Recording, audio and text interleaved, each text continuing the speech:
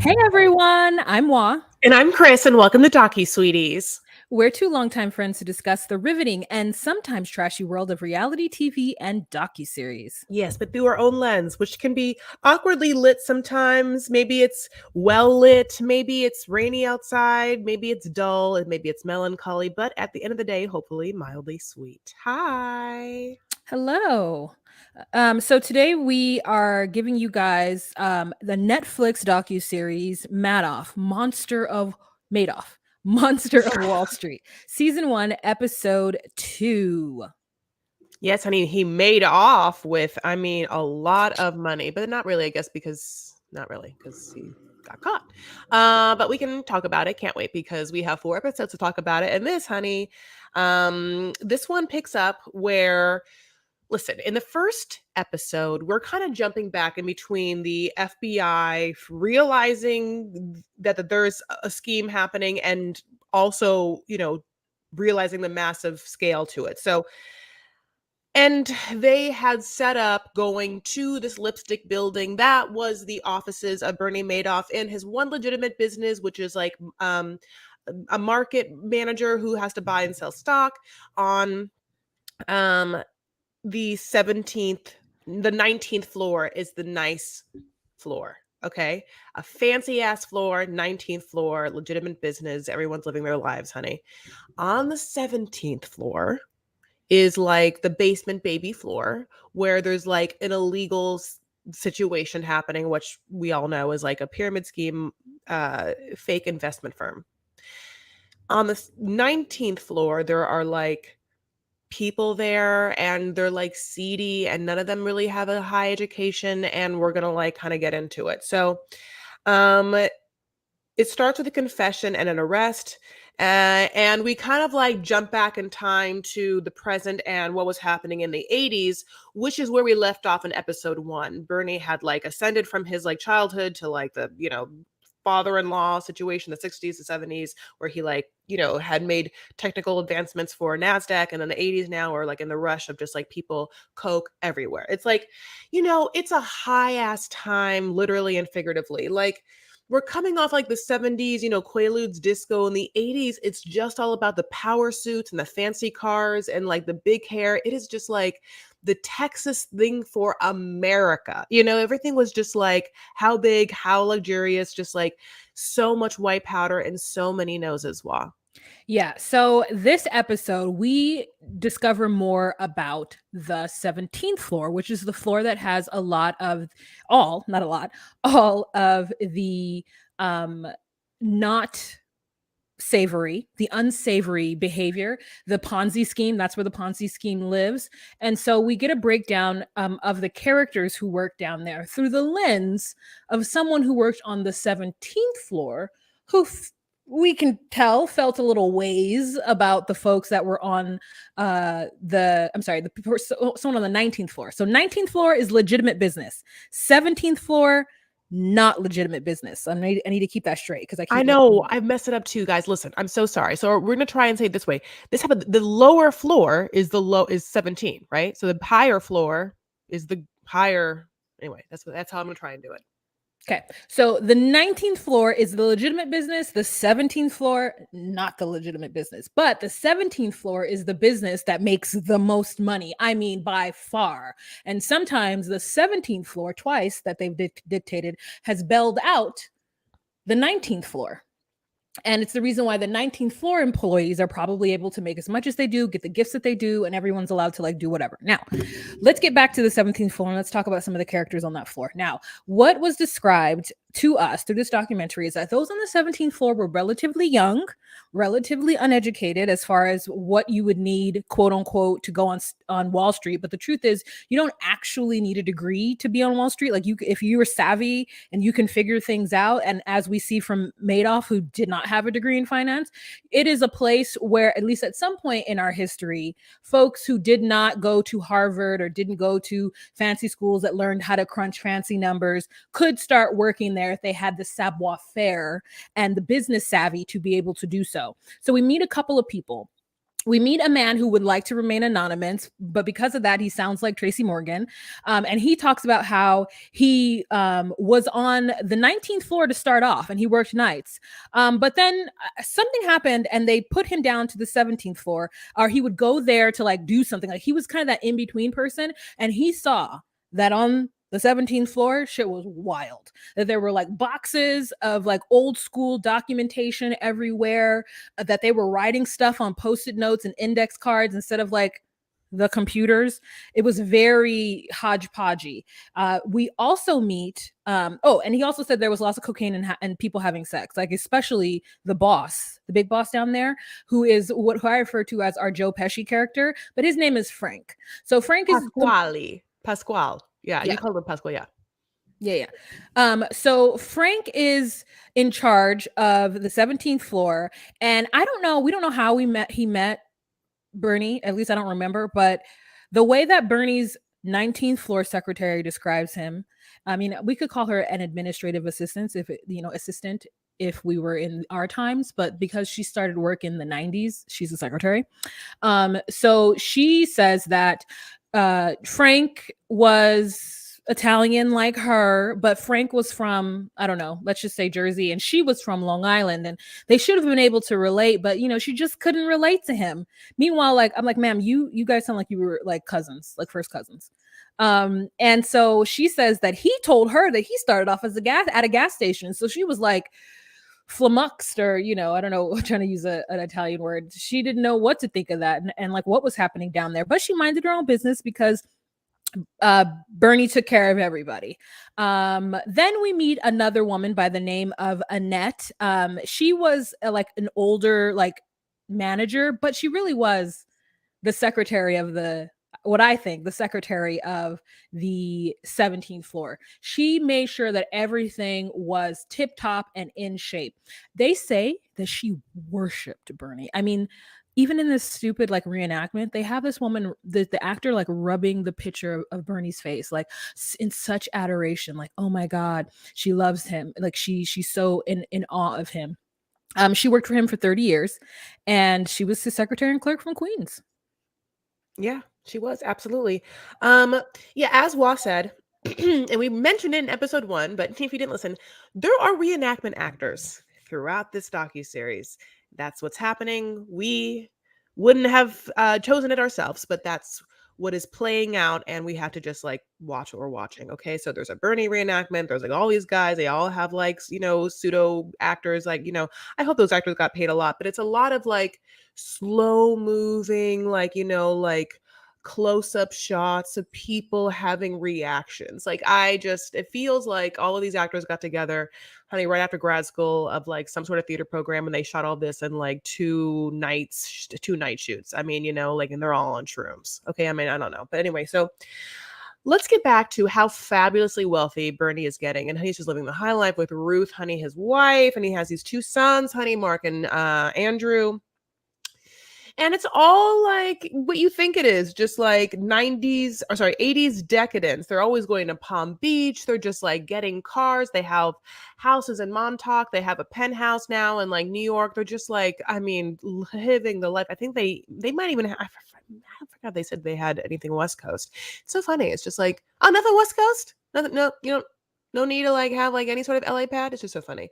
I also thought about, by the way, that like, yeah, that Bernie's assistant like felt like Frank was so different than her, and it was just like, yeah, that's like being like, yeah, I'm a Lebanese Syrian person from LA, but then yeah, like there's this like crazy Lebanese Syrian people from Orange County. It's totally different. Can't relate. It's like, okay, Yeah. Anyway, so listen, as much as Bernie is doing shitty shit, like there are a lot of people that worked underneath him that can't say bad things about him, that enjoyed the process. Tracy Morgan feels that way. His assistant loved him. You know what I'm saying? Like, yes, he was also very hard to please and meticulous and whatnot. Obviously, a horrible man, and we've said this financial sociopath. But I mean, like these people, like really were either dumbfounded, really tricked, or just were happy with the comfort and the money in their lives.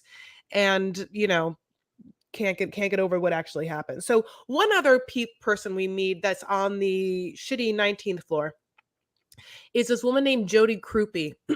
And what I think she is maybe like an unsophisticated like accountant type, because when the FBI goes into the 19th floor, they literally see like index cards with like hundreds, like 400 and 412,795,243, and then just like what I'm trying to say is that there is accounting done on index cards and different like inks. It's like crazy. And that's what Jody's doing. Again, Jody also doesn't have the sophisticated education needed for the financial like organization for the level and scope of how much money that they have. Like that's kind of like maybe she could have kept books, honey, like let's just say like in a mom and pop auto body shop, but this is like just a different scale. What? Well, No, I think she could. I think that she did. I think that was just the method that Bernie needed her to do it on, because it couldn't be in computers anywhere. So she was the one who managed and always knew how much money was coming in and coming out. So that 703 account is the account that they had, the illegitimate account on the 17th floor that they had directly with JP Chase, my bank, Chase Bank. So which is so crazy, because she's just like, she knows if someone calls and needs to cut a check, she knows how much the feeder funds are giving in. So she is diligently keeping track of the millions of dollars, I should say, that are coming in weekly to this. So that's why I found it interesting that everyone, like not everyone, but the one secretary or the people who tried to describe, Jody and the other folks that worked on the 17th floor as like unsophisticated. I was like, what? Like, and you could easily say that about any mafia, any person who runs any kind of organization that's illegal.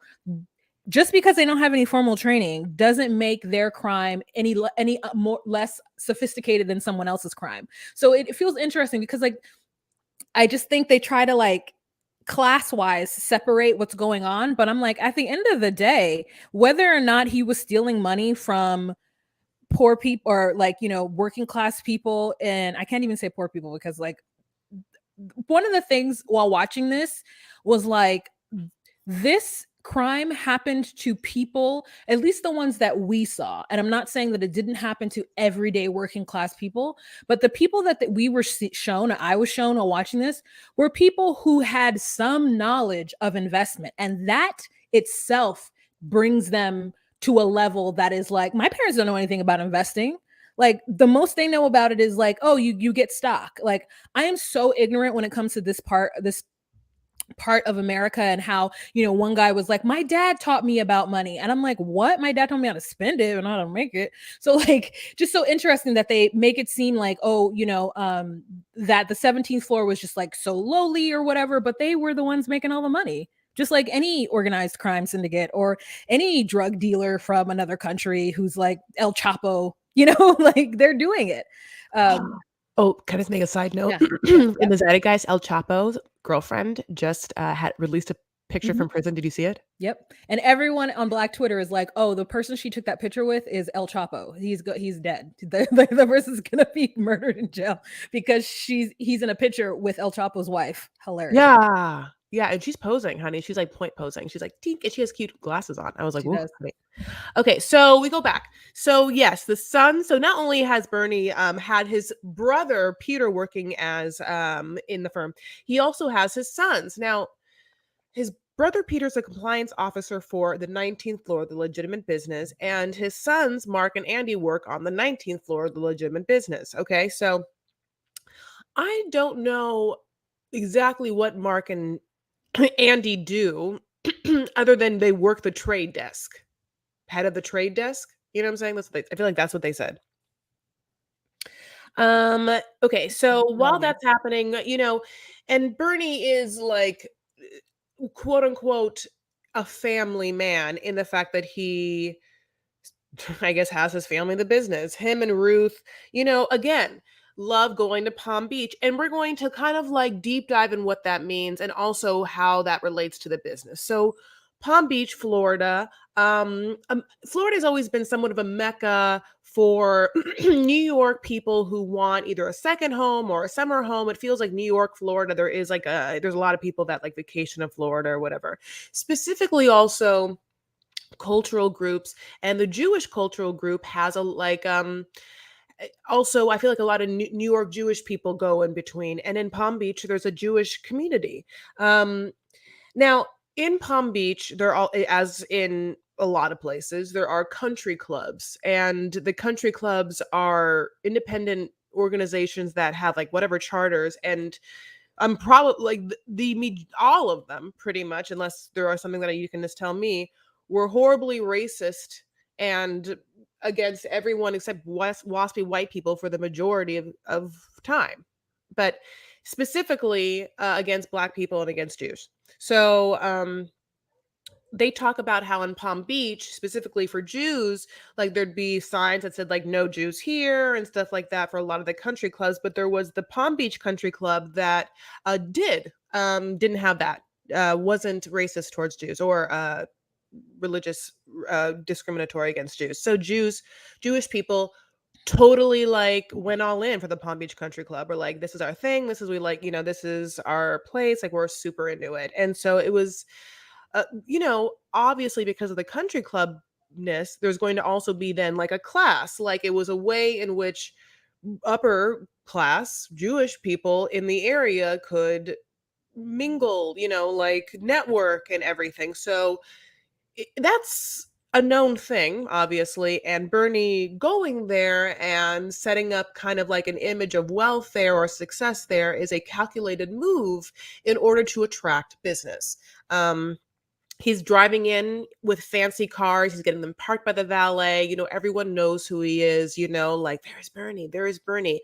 This documentary starts with, of course, a story from the Palm Beach Country Club of some guy with his mom who knows of Bernie, who like sees him and talks about him. So, like he also, again, is a board director of NASDAQ and is a titan in the financial world. So, as they're there, we also meet a rabbi who's going to who's kind of gives us the history of the Jewish people in the area. Like kind of like, it's, of course I just gave you like a real basic version, but this is what he's been telling us, this rabbi.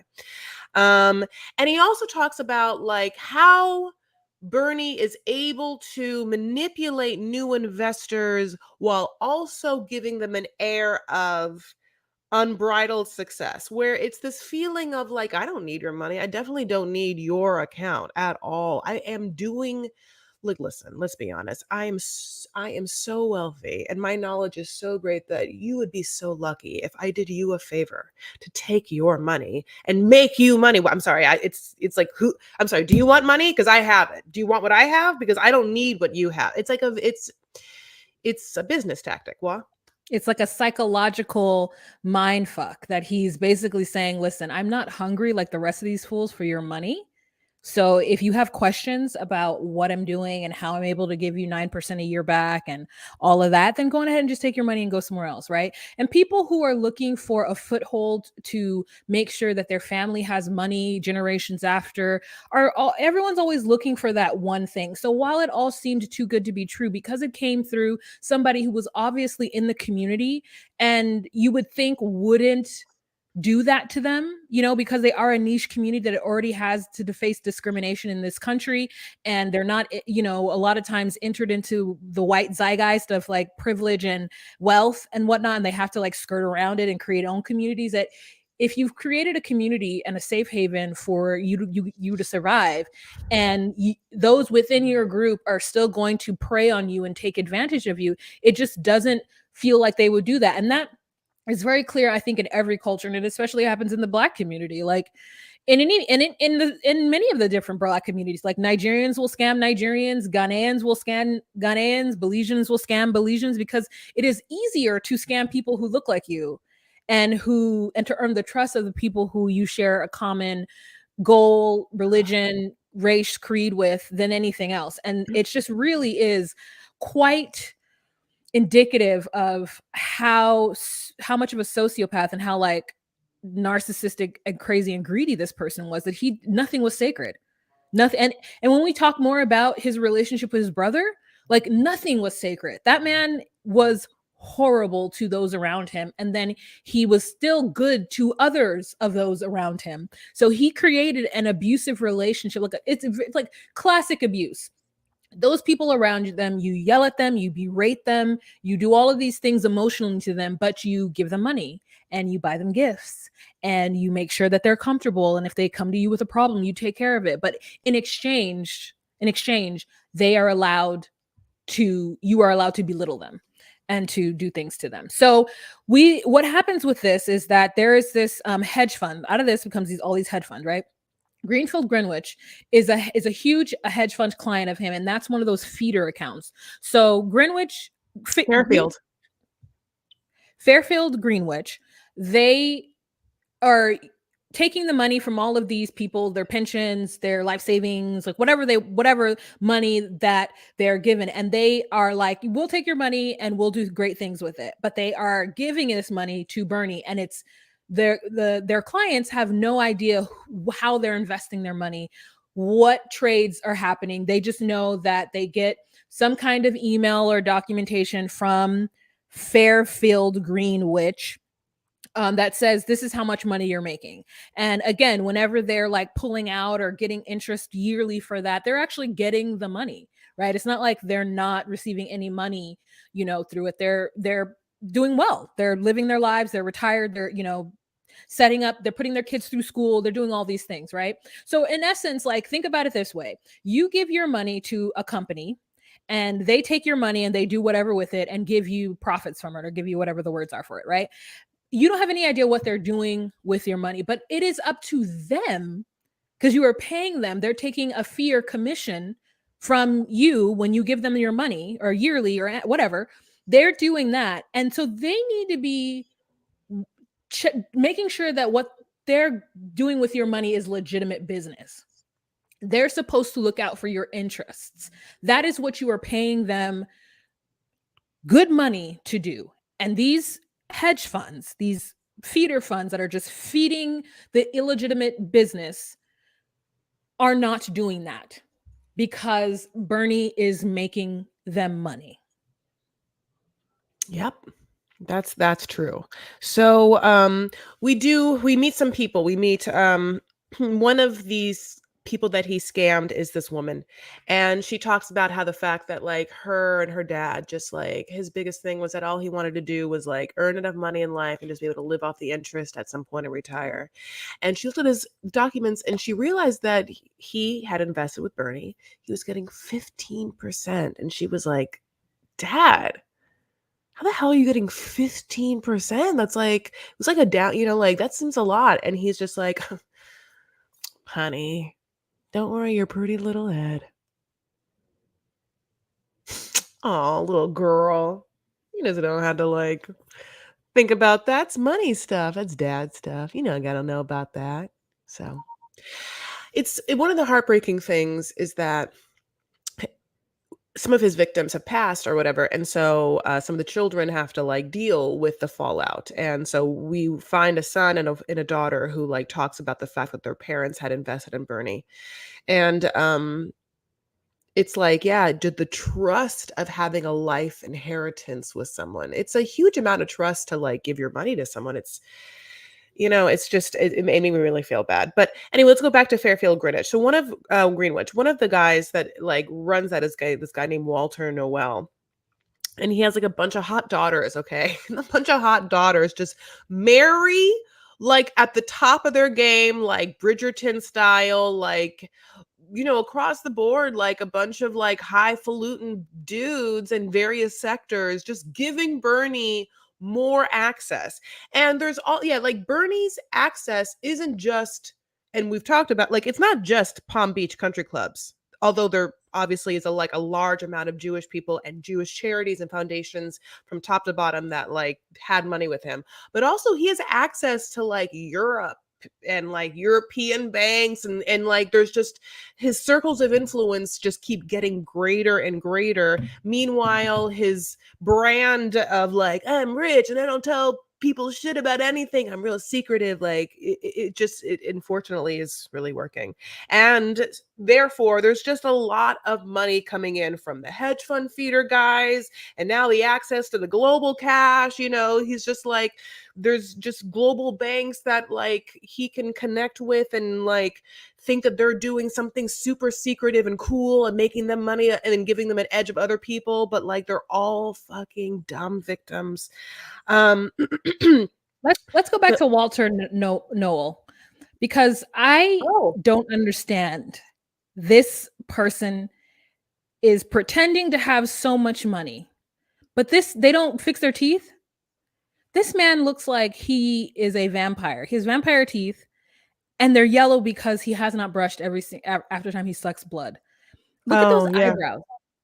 Like when you were like his hot daughters, I remember them not looking as bad as him, but like I just don't understand. Like, you know what it is? It's because I'm from LA, and rich people in LA put their money into their looks. And I think on the East Coast, it might be different, because this man, how come no one told him? How come no one said, Dad, first of all, that toupee, it's a little too black for you. Secondly, Dad, can you please get your teeth fixed if you're going to smile open mouth in pictures? Anyways, I just wanted to, for those of you guys who are on Patreon, you just get to see that this man is rich. You know what I'm saying? So I don't actually, when I think about it, this is really the only episode I recall them talking about him in, and I don't know what was he one of the owners of the feeder fund, of the hedge fund? Okay, Mm-hmm. is that what I'm like? Why did they mention him in his $5? So. It's like, I don't know what they have to do with the grand scheme of things, besides, and also like why they have to tell us that his 5 daughters married like aristocrat, like the way that they married. It was just interesting, because I'm like, what was the point of that? And after watching the whole entire series. So yeah, he was in a situation where his mother-in-law gave him money too, because he was trying to, hobnob with all the good people. And so he did get one of his hedge funds to work with Bernie, and he was one of the biggest clients who didn't ask any questions because he wanted to be rich so bad. So bad. So we then go into Pickhower, who is one of the 4 multimillionaires who funded the Ponzi scheme. All the experts say that they really felt that Pickhower knew about the Ponzi scheme, and he profited the most off the Ponzi scheme, because he knew it was a Ponzi scheme and he knew he had Bernie in the corner. He would just withdraw all of his money at some point and just like be like, give me all my money, I'm gonna tell everybody. And Bernie would have to just come with the money to pay him off. But then also, if Bernie was ever in trouble, he could go to Pickhower, and Pickhower is like, okay, here's $1 billion, just like, make sure it keeps going.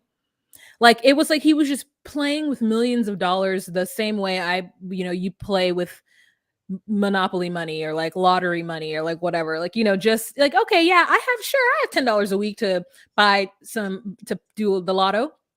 If I lose it, I lose it. Most likely I'll lose it, but okay. Like that kind of attitude. So then we get in sorry. I don't know why I jumped to the Barron's interview one, but we do start to get one of a company, a periodical that does an interview starts to dig and look around, and red flags come up. And Bernie likes to ignore the people who are like, hey, like how is Madoff doing this? How is he getting this done? And he's just like, like nothing bothered him. It was like a water off a duck's back. So yeah, that's where we end episode 2. We're just trying to figure out like how did he do it? Why does he tell people not to tell people? That's a huge like red flag. And why doesn't he charge any fees? How come there's no losses? There's just like all of these questions that people are starting to have with his business. Yeah. And all of it's weird because it's like, it makes no money to not charge a fee. The fuck are you getting paid? Yeah. That's crazy, like, well, then why would you get, it's like nothing is free in this world, honey. Nothing is free. So when you go and you want to use someone's Wi-Fi, free Wi-Fi to business, like, oh yeah, give us your, just like, just give us your email. That's you paying. You're paying by giving them a little piece of your personal information. There is nothing free in this world. I don't know why I said free Wi-Fi. I mean, I could have said anything, like anyway, so just a little reminder. um yeah, we are just going to steamroll into the crash that is this, and just the whole time wondering how did this how did you get, how did no one stop you? How were there not checks and balances? Like how did you think it was going to like work, like what was your end game, so, and then who knows what, and like we'll never really know exactly who knows what, like even as we talk to the assistant who seems like a very nice woman, I'm just like, really, you really, you didn't hear anything, you never once sniffed around, just like never heard one, you never just, I can't. They were right underneath you every day. You would share the elevator with them, maybe, maybe not. Listen, Chris, when I can tell you the power, if it's none of your business, it's none of my business. I have a strong it's none of my business power, especially at work. That is the one place that it is very easy to have it's none of my business, because that's where you get paid.